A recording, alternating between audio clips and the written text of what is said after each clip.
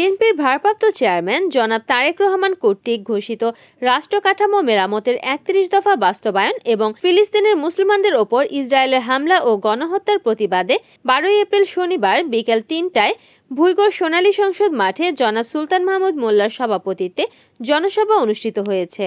এ সময় প্রধান অতিথি হিসেবে উপস্থিত ছিলেন বীর মুক্তিযোদ্ধা নারায়ণগঞ্জ ৪ আসনের সাবেক এমপি মোহাম্মদ গিয়াসউদ্দিন।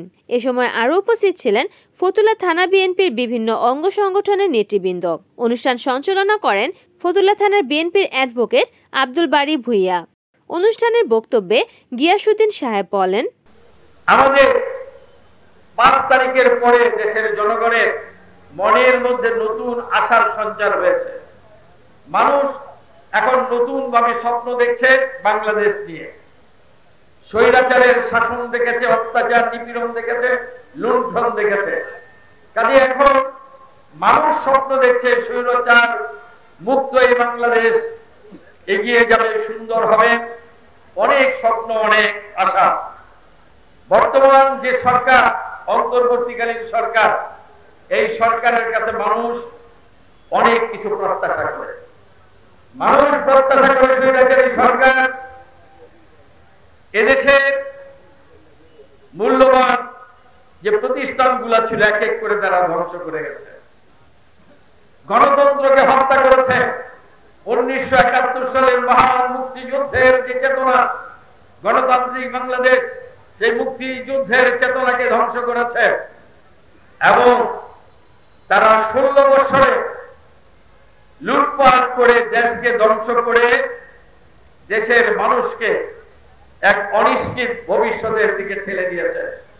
সেই কারণে মানুষ আজকে স্বৈরশাসক মুক্ত বাংলাদেশের নতুন কিছু স্বপ্ন রেখে, যে স্বপ্ন বিএনপির ভারপ্রাপ্ত চেয়ারম্যান তারেক রহমান দেখে ৩১ দফা রাষ্ট্র মেরামত কর্মসূচি দিয়েছেন।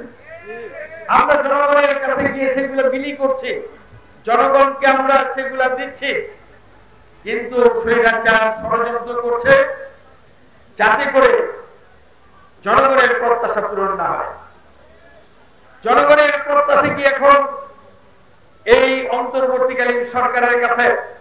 এদেশের জনগণের প্রথম প্রত্যাশা এই সরকারের কাছে এই দুর্নীতিগ্রস্ত অপরাধীদের বিচার করা। এদেশের মানুষ প্রথমেই চায় বিচার। যারা অন্যায় অপরাধ করেছে, লুণ্ঠন করেছে, হত্যা করেছে, তাদের ন্যায় বিচার হোক, তাদের শাস্তির ব্যবস্থা হোক, এটা চাই জনগণ। আমরাও চাই বিএনপি বৃহত্তম রাজনৈতিক দল হিসাবে এদের বিচার আগে করতে হবে। আমরা আবেদন জানাই অন্তর্বর্তীকালীন সরকারকে অন্যান্য যে সমস্ত বিষয়ের উপর গুরুত্ব দিচ্ছেন সবচাইতে বেশি মনোযোগী হন ন্যায় বিচার প্রতিষ্ঠা করার জন্য। একটা সুষ্ঠু অবাধ নিরপেক্ষ নির্বাচন করে জনগণ ভোট প্রয়োগ করে যাতে জনগণের পছন্দের ব্যক্তিকে ভোট দিয়ে নির্বাচিত করে রাষ্ট্র ক্ষমতা পরিচালনা করার দায়িত্ব দিতে পারে, সেই ব্যবস্থা আপনারা করেন। এটা জনগণের প্রত্যাশা। আজকে আইনের শাসন দেখতে চায় মানুষ।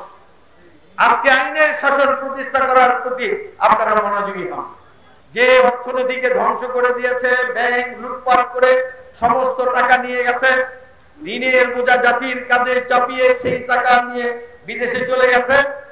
মানুষের প্রত্যাশা এই সরকারের কাছে আপনারা দ্রুত পাচারকৃত অর্থ এদেশে ফিরিয়ে আনেন এবং যারা চুরি করেছে, লুটপাট করেছে, এই দেশের সম্পদের পাহাড় করেছে, বিচার করে সেই সম্পদ গুলাকে বাজেয়াপ্ত করে রাষ্ট্রীয় কোষাগারে নিয়ে যায়। এটা জনগণ চায়। রিপোর্ট করেছেন সুমন ইসলাম, NN TV, নারায়ণগঞ্জ।